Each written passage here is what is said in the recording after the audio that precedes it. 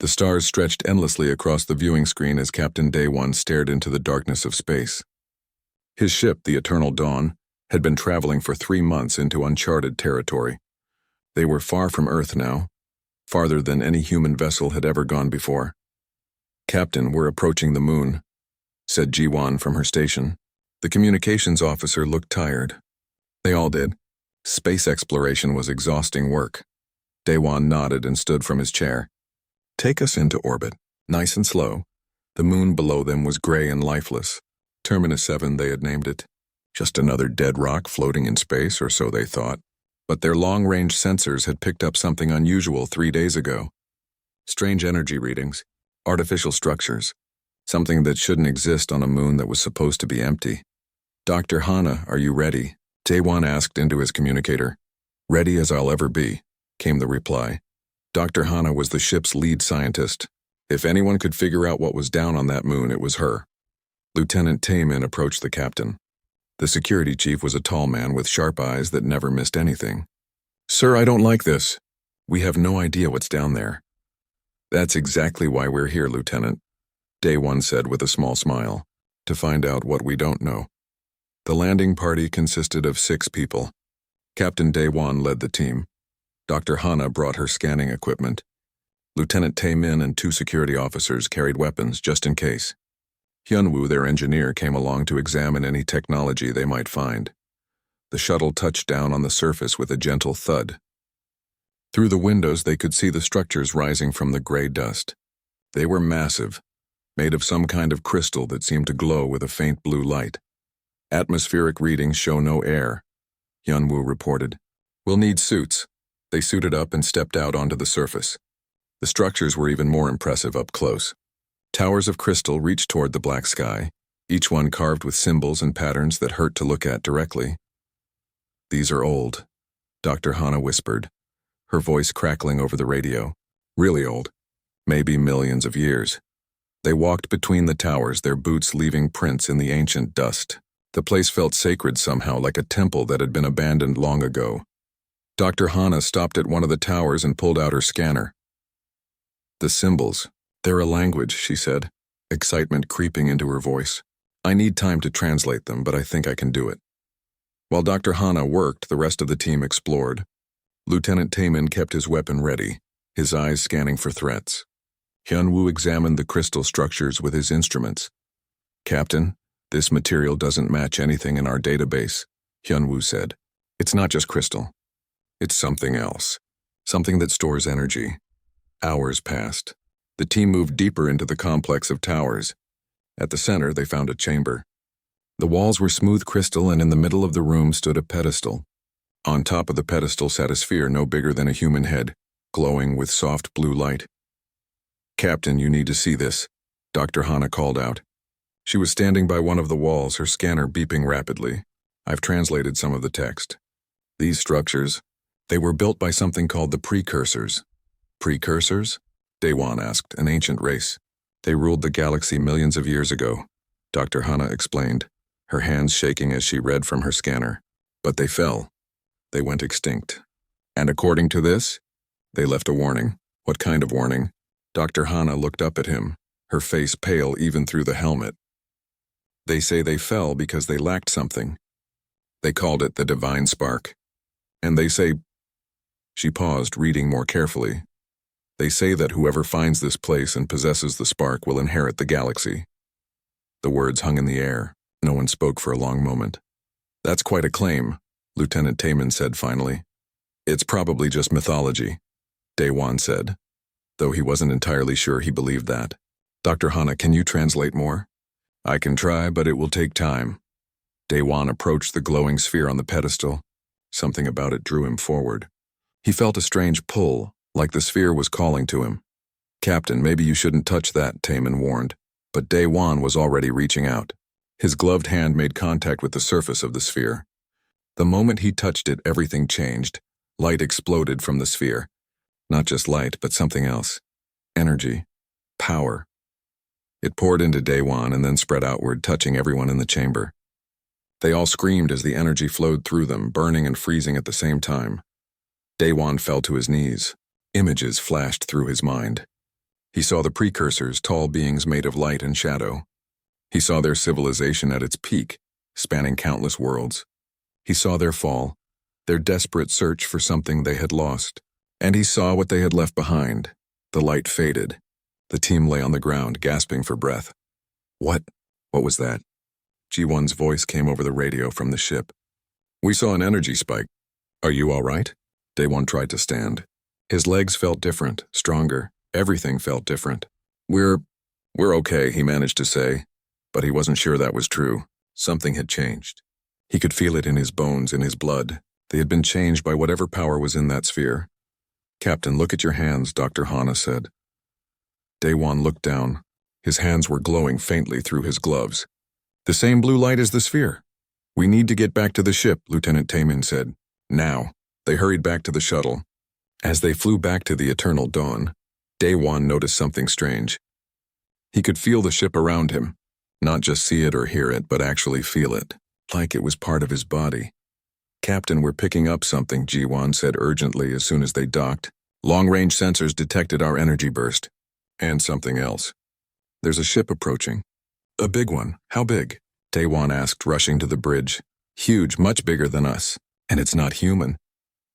The bridge crew turned to look at their captain. First contact. This was what humanity had been preparing for. But Day 1 had a bad feeling about it. Can you identify them? They're broadcasting a signal. The translation program is working on it. G1 listened to her earpiece. Her face went pale. Captain, they're calling themselves the Theravian Empire. And they're ordering us to surrender our ship. Surrender? Day 1 asked. They say this sector belongs to them. All trespassers are to be captured and assimilated into the Empire. The alien ship appeared on the viewing screen. It was massive, 10 times the size of the Eternal Dawn. Weapons covered its hull. Get us out of here, Day 1 ordered. Maximum speed. The Eternal Dawn turned and fired its engines. But the alien ship was faster. It moved to block their path. They're powering up weapons, Taemin reported from the security station. Day 1 gripped his chair. They were going to die here so far from home unless... He looked at his hands. They were still glowing faintly. Whatever had happened in that chamber, whatever the precursors had left behind, it was inside him now. Inside all of them. Maybe they had a chance after all. The alien ship filled the viewing screen. It was dark and jagged like someone had carved it from a mountain of metal. Lights blinked across its surface and massive weapons pointed directly at the Eternal Dawn. They're hailing us again, Ji-won said, her voice tight with fear. Put them through, Captain Daewon ordered. The screen flickered and changed. An alien face appeared. It had 4 eyes, gray skin covered in scales, and a mouth full of sharp teeth. When it spoke, the translation program turned its words into human language. Human vessel, you have violated Theravian space. You will power down your engines and prepare to be boarded. Resistance will result in destruction. The creature's voice was cold and mechanical. It spoke like it had given this same message 1,000 times before. Daewon stepped forward. This is Captain Daewon of Earth. We didn't know this space was claimed. We mean no harm. We're explorers. The alien commander, whose name translated to something like Velthor, made a sound that might have been a laugh. All space belongs to the Theravian Empire. All species serve the Empire. You will serve or you will die. These are the only choices. We choose neither, Daewon said firmly. Velthor's 4 eyes widened slightly. Then you choose death. Goodbye, humans. The screen went dark. Alarms blared across the bridge. They're firing! Taemin shouted. Daewon felt it before he saw it. Some new sense, born from the energy in the precursor chamber, told him exactly when the weapons would fire and where they would hit. Time seemed to slow down. Without thinking, without knowing how, Daewon threw his hands forward. Energy exploded from his palms, forming a blue shield around the Eternal Dawn. The alien weapons hit the shield and simply stopped. The massive energy blast that should have torn the ship apart vanished like rain hitting glass. Everyone on the bridge stared at the captain. Daewon stared at his own hands, which were glowing bright blue now. How did you? Ji-won whispered. I don't know, Daewon said, but that wasn't quite true. Part of him did know. The precursor energy was teaching him, showing him what was possible. On the alien ship, Commander Velthor was shouting orders. Fire again. All weapons. The Theravian ship unleashed everything it had. Energy beams, missiles, plasma bolts. All of it slammed into the shield around the Eternal Dawn. The shield held. Dr. Hana was at her station, her hands flying over the controls. Captain, I'm reading massive energy output from the shield. But it's not coming from the ship's power systems. It's coming from you. From me?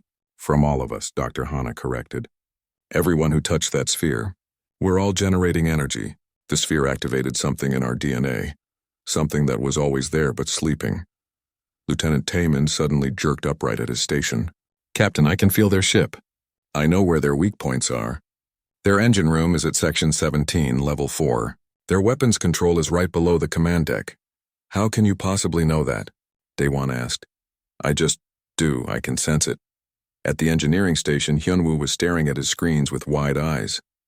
Captain, the ship's systems are responding faster. Much faster. I'm interfacing with them directly.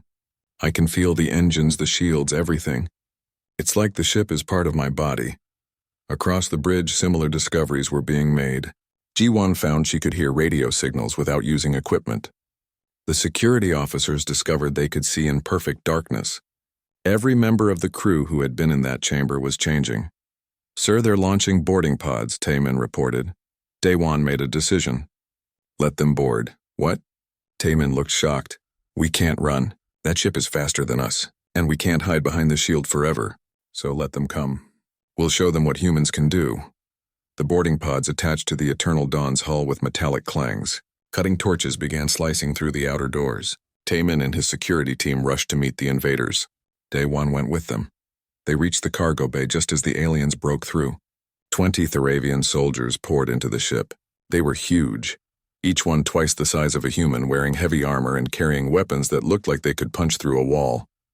Surrender or die, humans, one of them roared. Taemin raised his weapon, but before he could fire, something strange happened. He could see the future, just a second or two ahead, but it was enough. He saw the alien soldiers firing, saw exactly where each shot would go. His body moved on instinct faster than he knew was possible. He dodged the first blast before it was even fired. Then the second. The aliens looked confused. How was this human moving so fast? The other security officers discovered their own abilities in the heat of battle. One of them, a young woman named Bora, grabbed an alien soldier's arm to push him away. She didn't mean to hurt him, but her new strength was so great that she sent the massive alien flying across the room. He hit the wall and didn't get up. Another officer, Sang-woo, reached out to grab a weapon from an alien's hands. The weapon flew to him through the air, pulled by invisible force. Sang-woo stared at the gun in his hands, amazed. We have telekinesis, he whispered. The battle was over in minutes. The Theravian soldiers, despite their size and armor and weapons, couldn't touch the humans. The crew of the Eternal Dawn moved too fast, hit too hard, and seemed to know every attack before it came. The surviving aliens retreated in panic. They ran back to their boarding pods and fled to their ship. On the Theravian bridge, Commander Velthor watched the security footage in disbelief. What are these creatures? He hissed. Unknown, Commander, one of his officers replied. But they are dangerous. Our soldiers report they fought like demons. They had powers we cannot explain. Velthor's four eyes narrowed. The precursor ruins. They touched something there. These humans have awakened something ancient. Back on the Eternal Dawn, Captain Daewon stood in the cargo bay looking at his crew. They were all breathing hard, their eyes wide with shock and wonder. They had just discovered they were more than human. They were something new, something powerful. What's happening to us? Bora asked. Dr. Hana had followed them to the cargo bay. She was studying her scanner. The precursors left more than just warnings in that chamber. They left a gift, or maybe a test. The sphere activated latent abilities in human DNA, abilities that might have been put there millions of years ago. By the precursors? Daewon asked. Maybe, or by whoever came before them. Dr. Hana looked up at the captain.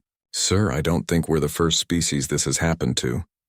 I think the precursors scattered these chambers across the galaxy, waiting for someone to find them. But why? I don't know yet. On the alien ship, Commander Velthor was making a decision. These humans were too dangerous to fight.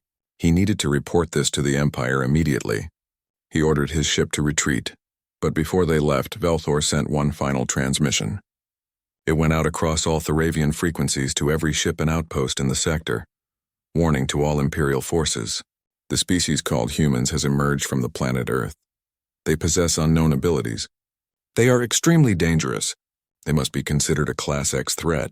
Report any encounters immediately. By order of Commander Velthor, the message spread quickly. Within hours, it had reached the nearest Theravian outpost.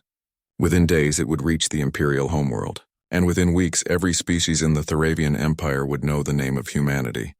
But they wouldn't just know the name. They would fear it. On the eternal dawn, Captain Day One stood on the bridge, watching the alien ship disappear into faster-than-light travel. His crew was different now, changed, more than they were before. Set course for Earth, he ordered. Maximum speed. We need to tell them what we found. And we need to prepare. Prepare for what, sir? G1 asked. Day One thought about Commander Velthor's last words. About the Theravian Empire, about how they treated other species as slaves. Prepare for war, he said quietly. I don't think the Empire will just let us go. They'll see us as a threat, and they'll come for Earth.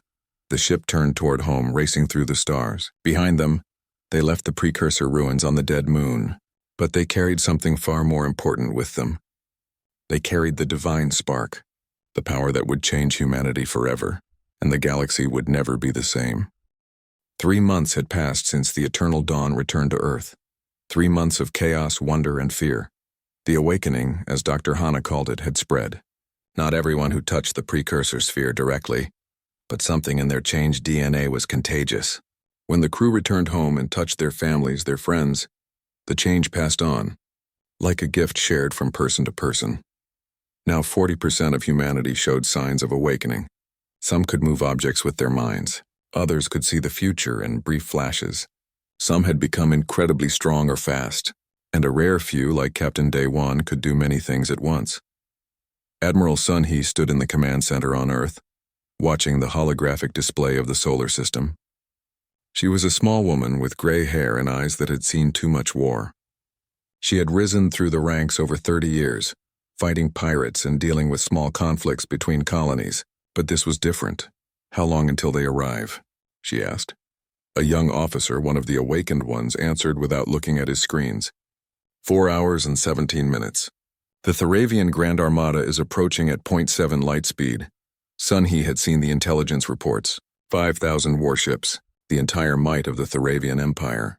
They were coming to destroy humanity before it could become a real threat. Earth had only 200 defense ships. 200 against 5,000. The math was simple. They would lose, except the math had changed. Because those 200 ships were crewed by awakened humans. Alert all ships, Sun He ordered. All captains to their stations. Send word to the colonies. Nova Sol will be their first target. Tell Administrator Jae-hyun to begin evacuation. On Nova Sol, a thriving human colony on a green world 3 light years from Earth, Jae-hyun received the message with a heavy heart. He was a heavy-set man who loved his colony like it was his own child. He had watched it grow from a few thousand settlers to a city of 2 million people. We can't evacuate everyone in 4 hours, his assistant said. I know, Jae-hyun replied. That's why we're not evacuating, sir. I've been practicing. So have thousands of others here. If what Dr. Hana says is true, we don't need ships. We can protect ourselves. His assistant looked doubtful, but Jae-hyun had seen what awakened humans could do. He had seen people lift buildings with their minds. He had seen shields form from nothing but willpower. If they worked together, maybe they had a chance. Back on Earth, Admiral Sun He was boarding her flagship, a massive warship called the Rising Sun. Captain Day One met her in the hangar. Admiral, the fleet is ready, he said. Sun He studied him. Day One had changed in 3 months. He stood differently now, moved differently. There was a faint glow around him like he was lit from within. Can we win this, Captain? Day One was quiet for a moment. His new senses told him many things. He could feel the approaching armada, could sense the hatred and fear driving them forward. But he could also feel his own people, their determination, their courage. Yes, he said finally, we can win. The Theravian Grand Armada arrived exactly on schedule.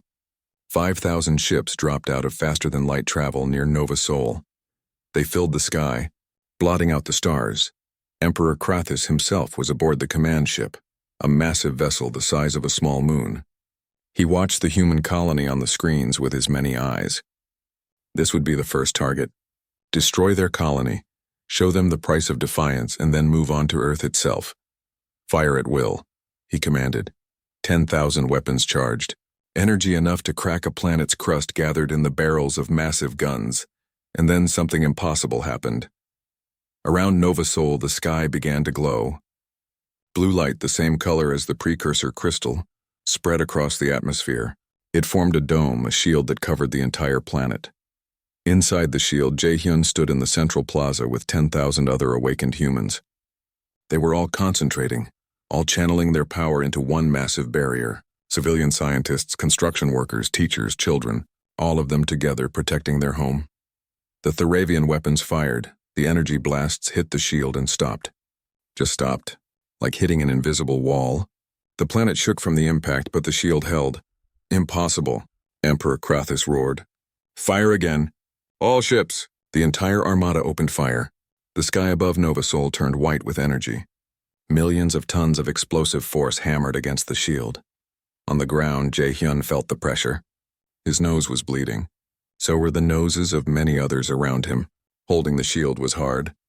But they held. Then Earth's fleet arrived. 200 ships against 5,000. But Admiral Sunhee didn't hesitate. All ships attack Formation Delta. Show them what humans can do. The human ships moved like nothing the Theravians had ever seen. The pilots, all awakened, could see seconds into the future. They knew where enemy fire would be before it was fired. Their ships danced between the blasts, moving with impossible grace. Captain Dae-won piloted one of the fighters himself. His ship twisted and turned through the enemy formation. His weapons never missed. Every shot found its target because he could see where the enemy would be. But it wasn't just the pilots. Every member of every crew was awakened now. Engineers who could fix damage before it became critical. Gunners who could aim with their minds instead of their hands. Communications officers who could coordinate the entire fleet telepathically. The 200 human ships fought like they were one organism. They moved together, attacked together, defended together. Where Theravian ships were slow and predictable, human ships were fluid and creative. A Theravian cruiser tried to ram Admiral Sunhee's flagship. The Admiral simply looked at it. She extended her will, her power, and the enemy ship stopped in space. It hung there frozen while the rising sun's weapons turned it to dust. Young Mi, a civilian scientist who had volunteered to serve on one of the ships, discovered she could do something no one else had managed. She reached out with her mind and touched the computers on enemy ships. With a thought, she shut them down. Entire Theravian vessels went dark, their crews panicking as their systems failed. The battle raged for 3 hours. 3 hours of chaos and destruction. Ships exploded. Energy beams cut through the darkness. And slowly, impossibly, the Theravian armada began to lose. Emperor Krathus watched in horror as his forces fell. 3,000 ships destroyed. 3,000 ships lost to just 200 human vessels. His generals were screaming conflicting orders. His crews were terrified. They're demons, one captain broadcast on the open channel. They can't be killed. They know everything we're going to do. Retreat, another captain yelled. We have to retreat. Krathus slammed his fist on his command throne. No, we outnumber them. We will win. But even as he spoke, he knew it was a lie. The humans were winning because they had something his empire didn't. They fought with purpose, with unity, with a power that came from something deeper than technology. Lieutenant Taemin was boarding enemy ships now. He and his squad moved through Theravian vessels like ghosts. They could walk through walls by shifting their molecular structure. They could survive in the vacuum of space by holding air around them with telekinesis. The enemy soldiers couldn't touch them, couldn't stop them. On Nova Sol, the shield was holding, but barely. Jae-hyun could feel people starting to collapse from exhaustion. They couldn't keep this up much longer, but they didn't have to. Admiral Sunhee gave the final order. All ships focus fire on the command vessel. Take down their emperor. Every human ship turned toward the massive command vessel. 200 ships against one, but that one ship was enormous, covered in armor and shields that had been designed to withstand anything. Captain Dae-won led the attack.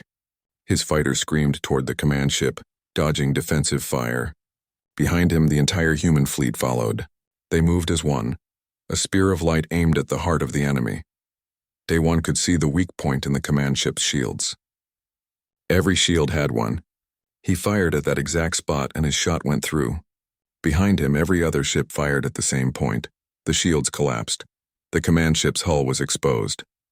Weapons tore into it. Explosions rippled across its surface. Inside, Emperor Crathes felt his ship dying around him. "Retreat!" he finally screamed. "All ships retreat! Retreat!" The order went out across the Theravian fleet. The surviving ships, barely 2,000 left, turned and fled. They jumped to faster than light speed, abandoning the battlefield, abandoning their dead, abandoning any hope of defeating humanity. The battle was over. Admiral Sun He stood on her bridge, breathing hard. Around her, her crew was exhausted but alive. They had won. Against impossible odds, they had won. On Nova Sol, Jae-hyun let the shield fall. He collapsed to his knees, gasping. Around him, thousands of others did the same. But they were smiling. Their city was safe. Their people were alive. Captain Daewon returned to the flagship. He found Admiral Sun He looking at the debris field where 3,000 Theravian ships had died. "Did we do the right thing?" she asked quietly. Daewon understood what she meant. They had killed thousands, maybe millions of aliens today. But what choice did they have? "They came to destroy us," he said. "We just wanted to survive." Far away in the heart of Theravian space, Emperor Crathes sat in his throne room. His advisors stood before him, terrified to speak. 6 months had passed since the battle at Nova Sol. The galaxy had changed. 85% of humanity was now awakened. The transformation was nearly complete, and among those awakened, some had gone further. They had transcended. Sang-woo was one of them. The security officer who had discovered telekinesis during the first battle had continued to evolve. Now he barely looked human anymore. His body could become pure energy when he wanted, taking any shape. He could be solid one moment and light the next. He didn't need to eat or sleep anymore.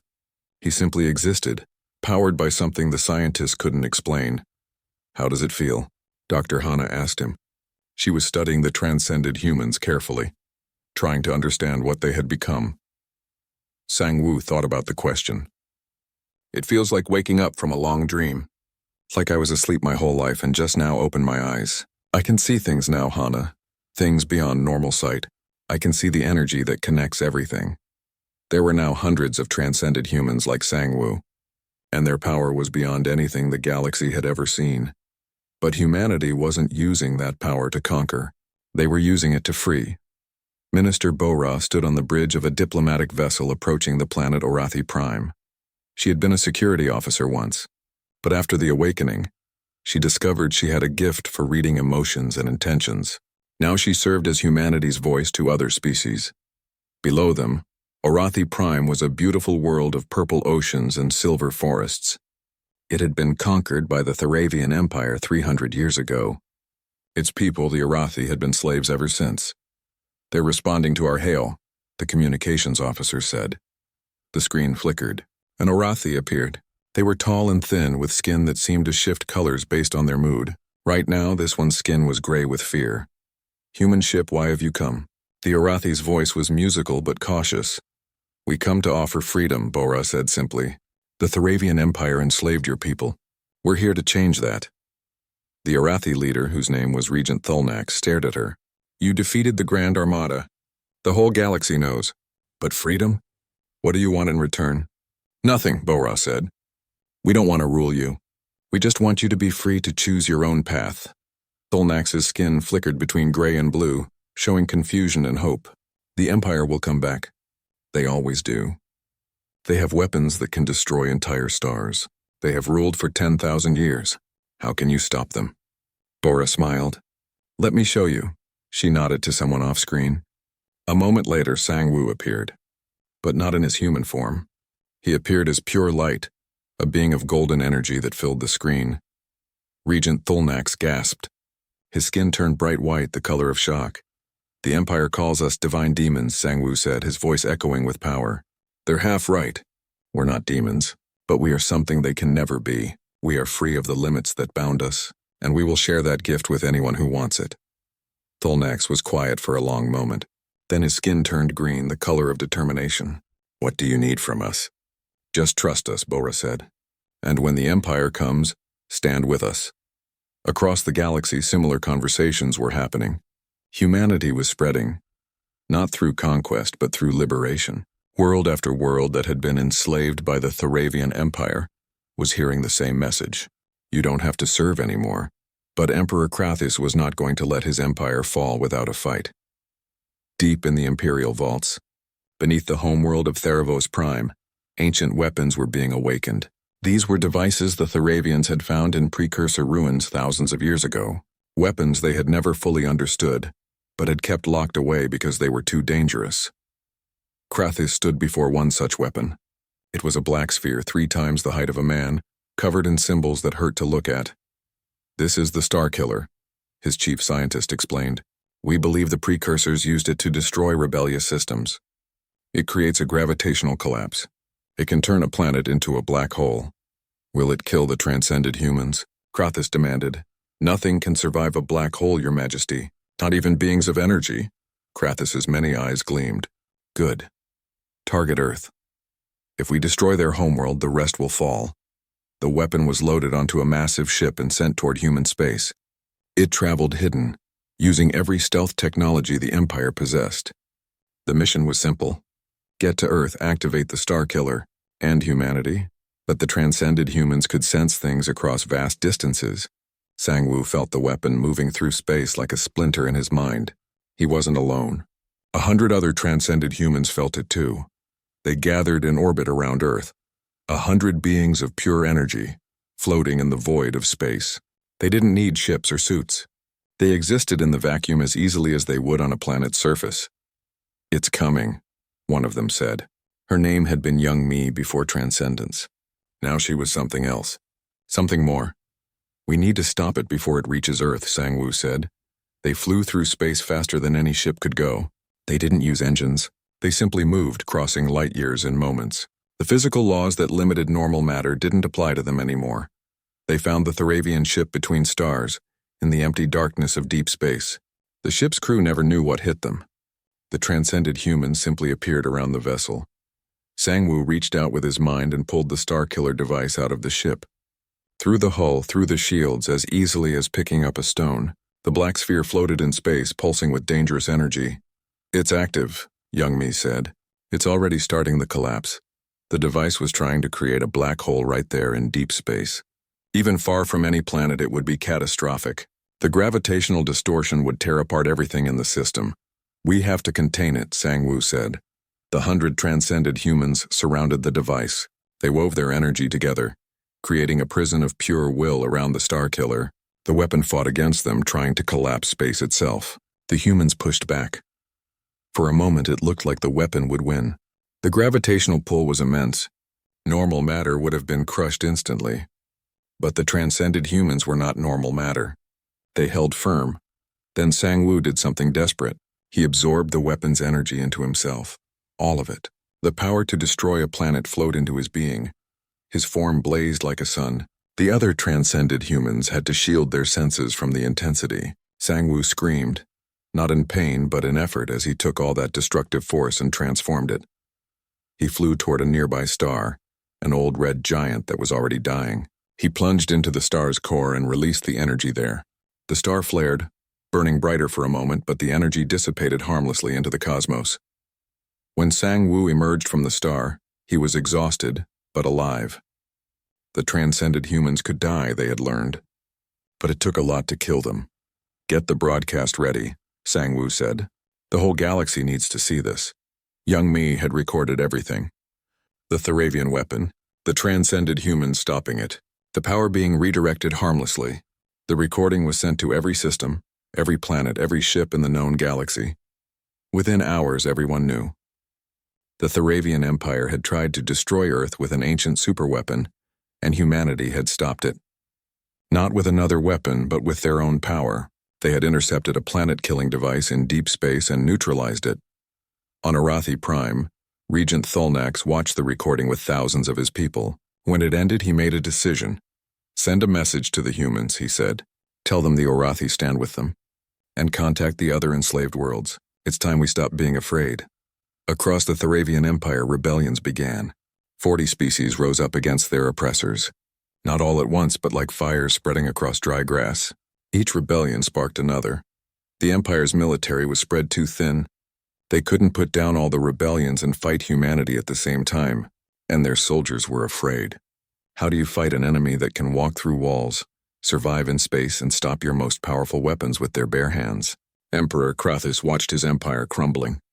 10,000 years of rule falling apart in months, all because of one species that had touched something in a precursor ruin and awakened something that should have stayed sleeping. How do we stop them? He asked his advisors. No one had an answer. Perhaps, one brave advisor finally said, we don't stop them. Perhaps we negotiate, Krathis roared in fury. Never! The Empire does not negotiate with lesser species. With respect, Your Majesty, the advisor continued carefully, they are not lesser anymore. On Earth, Minister Bora received a message from the Empire. They wanted to talk. They wanted a meeting. They wanted to find a peaceful solution. She brought the message to the Human Council. Admiral Sun He, Captain Daiwan, Dr. Hana, and several transcended humans, including Sang Woo. They debated what to do. It's a trap, Sun He said. Maybe, Bora replied. But if there's a chance to end this without more death, shouldn't we try? Sang Woo looked at the message carefully. With his expanded senses, he could read the emotions embedded in the transmission. Fear, desperation, but also hate. They're afraid of us, he said, but they haven't learned the real lesson yet. 1 year had passed since the Eternal Dawn found the precursor ruins. 1 year since everything changed. The human diplomatic ship approached Theravos Prime slowly. The planet was massive, 5 times the size of Earth, with 3 moons and rings of ice that sparkled in the light of twin suns. It should have been beautiful. But all Captain Daiwan could see were the weapon platforms. Thousands of them orbiting the planet, all pointed at his ship. They could destroy us in seconds, the pilot said nervously. They won't, Minister Bora replied calmly. She sat in the passenger section with Sang Woo and 2 other transcended humans. They want this meeting. Daiwan wasn't so sure. His senses told him there was fear all around them. Desperate fear. The kind that made people do terrible things. The ship was directed to land at the Imperial Palace, a structure so large it could be seen from space. It was built into a mountain, with towers that reached into the clouds. 10,000 years of conquered wealth had built this place. They landed in a courtyard filled with Theravian soldiers, hundreds of them, all armed, all watching the human ship with weapons ready. Welcoming committee, Daiwan muttered. The humans exited the ship. Bora walked first, her head held high. She showed no fear, even though they were surrounded by potential enemies. Daiwan followed along with a small security team, and behind them came Sang Woo. The transcended human had chosen to appear in physical form, looking mostly human but with a faint glow around his body. The Theravian soldiers backed away from him. They had all seen the recordings. They knew what he could do.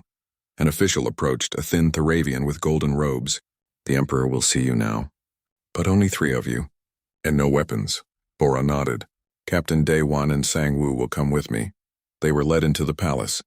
The halls were enormous, decorated with treasures from 1,000 conquered worlds. Art, jewels, technology, all of it stolen. The throne room was even more impressive. The ceiling was lost in shadows above them. Pillars of black stone held up the roof. And at the far end, on a throne made from some kind of crystal, sat Emperor Krathis. He was larger in person than he had appeared on screens. His scales were dark purple, almost black. His 4 eyes watched them with cold intelligence. Around the throne stood his advisors and generals, and around the room's edges stood more soldiers. Bora walked forward until she stood before the throne. She bowed slightly, a sign of respect but not submission. Emperor Krathis, she said, thank you for agreeing to meet with us. Krathis's voice boomed through the chamber. I did not invite you to make pleasantries. I invited you to discuss terms of surrender. Surrender? Bora asked calmly. We're not here to surrender. No, Krathis said. You misunderstand. I want your surrender. Humanity will submit to the Empire or humanity will be destroyed. Daiwan felt his anger rising. You tried that already. You sent 5,000 ships. We destroyed 3,000 of them. You sent a planet-killing weapon. We stopped it. What makes you think you can win now? Because, Krathis said, leaning forward, I have learned from my mistakes. I know now that you cannot be defeated by weapons alone, so I have prepared something special. He raised one clawed hand. The floor beneath them suddenly glowed. Symbols appeared, the same kinds of symbols they had seen in the precursor ruins, ancient technology buried under the throne room. This palace was built on a precursor site, Krathis explained. We have known about it for thousands of years. We never understood most of their technology. But this one device we figured out. It drains power. All kinds of power. Sang-Woo felt it immediately. The energy that made up his transcended form was being pulled away. He tried to resist, but the pull was too strong. His glowing form flickered and dimmed. Around the room, the soldiers raised their weapons. You see, Krathis continued, the precursors weren't just powerful.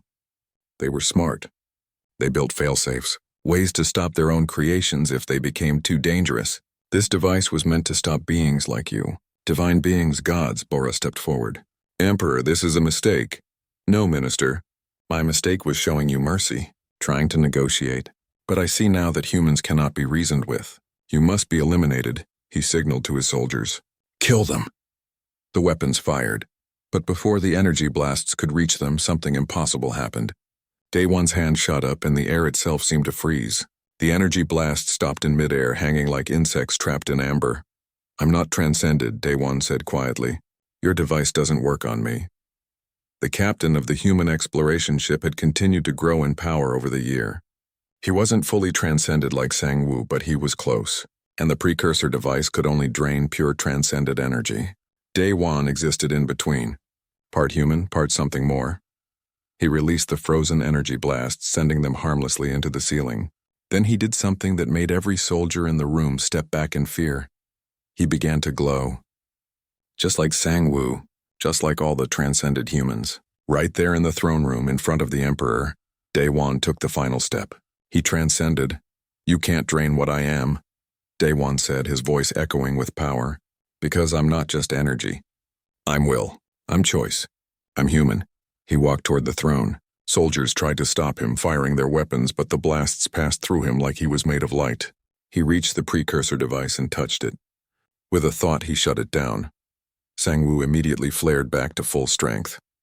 The other transcended humans, who had been held back at the ship, appeared in the throne room instantly. They had flown through the palace walls as if the walls weren't there. Suddenly, Emperor Krathis was surrounded by glowing human figures. Each one was powerful enough to destroy his palace alone, but they didn't attack. They just stood there watching him. You came here expecting to trap us, Bora said. You thought you could kill us and end the threat. But you still don't understand, do you? We don't want to kill you. Then what do you want? Krathis demanded, his voice shaking now. Sang-Woo stepped forward. He reached out toward the Emperor and Krathis flinched back. But Sang-Woo didn't hurt him. Instead, he touched the Emperor's mind, and he showed Krathis the truth. Sang-Woo opened the Emperor's senses, just a little. Showed him what the transcended humans could see, the energy that connected all living things, the potential that existed in every species, not just humans, the divine spark that the precursors had talked about. It was there in Krathis too. Buried deep, locked away by 10,000 years of fear and hate, but there. Everyone has it, Sang-Woo said, the potential to become more. The precursors didn't create it. They just found a way to awaken it, and they left their technology scattered across the galaxy, hoping that someday someone would be ready. Krathis was shaking. He had seen for just a moment what he could be. What his entire species could be, and it terrified him. Why? He whispered. Why show me this? Because you need to understand, Bora said. The age of empires is over. The age of conquest and slavery and fear. We're moving into something new. An age where every species has the chance to reach its full potential. And if I refuse? Krathis asked. If I keep fighting? Elder Seraphine appeared then. She was one of the oldest transcended humans, a woman who had been a teacher before the awakening. Now she was something far more. Her presence filled the room with calm. Then you'll lose, she said simply. Not because we'll destroy you, but because your own people will leave you behind. They'll see what's possible and choose it over the fear you offer. Krathis looked around at his advisors, at his generals, at his soldiers, and he saw the truth in their eyes. They were tired. Tired of fighting. Tired of fearing. They wanted something different. What happens to me? Krathis asked. If I surrender? That's not our choice, Elder Seraphine said. That's for your people to decide. But we can offer you something first. She approached him slowly. The Emperor didn't move. He sat frozen on his throne, watching her come closer. "We can awaken you," Seraphine said. "Show you what you're capable of. But I must warn you, when you awaken, you will feel everything. Every life you've taken. Every world you've destroyed. Every moment of suffering you've caused. It will all be real to you. Can you handle that?" Krathis was quiet for a long time. Then slowly he nodded. Seraphine touched his forehead. The Emperor's scream echoed through the palace. Every person in the throne room felt it. 10,000 years of cruelty, of tyranny, of pain, all of it flooding through Krathis at once. He felt every being he had enslaved, every world he had conquered, every family he had torn apart. He collapsed from his throne, weeping. A god-emperor reduced to a broken creature by the weight of his own sins. But through the pain he also felt something else. Hope. The divine spark within him, finally awakening. The possibility of something better. When he finally stopped crying, when he could speak again, he looked up at Seraphine. "I can't undo what I've done," he said. "No," she agreed. "But you can choose what to do next." Krathis stood on shaking legs. He looked at his court, at the beings who had served him out of fear. "The Empire is over," he announced. "I dissolve it. Every conquered world is free. Every enslaved species is released. And He paused. "I will face justice for what I have done." The throne room erupted in confusion. Generals shouted. Advisors argued. But it didn't matter.